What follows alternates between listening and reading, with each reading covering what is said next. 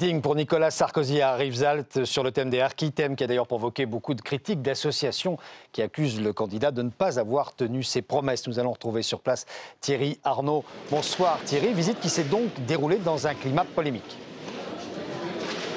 Oui, c'est vrai qu'on sentait bien que les sentiments de cette communauté harki étaient partagés. Aujourd'hui, d'un côté, satisfaction bien sûr, parce que pour la première fois, un président de la République française reconnaît la responsabilité de l'État français dans le fait que les harkis aient été abandonnés à leur triste sort, un sort même parfois épouvantable en Algérie, étaient également rapatriés dans des conditions, elles aussi, extrêmement difficiles. Mais pour autant, ce qui n'échappe à personne, c'est que la promesse vient très tard dans le mandat de Nicolas Sarkozy, qu'elle intervient alors que l'on est à une dizaine de jours du premier tour de l'élection présidentielle. Elle intervient aussi après que François Hollande et lui aussi, le candidat socialiste, promis cette reconnaissance. Alors pour toutes ces raisons, eh bien, si l'émotion était là aujourd'hui, si les applaudissements ont été là aussi pour Nicolas Sarkozy, chez d'autres, c'était plutôt le scepticisme et des sentiments partagés pour Nicolas Sarkozy, à la fois président et candidat ici à côté de Perpignan pour tenir meeting et puis surtout pour donner rendez-vous, Marc, à ses supporters demain à ce rendez-vous de la Concorde.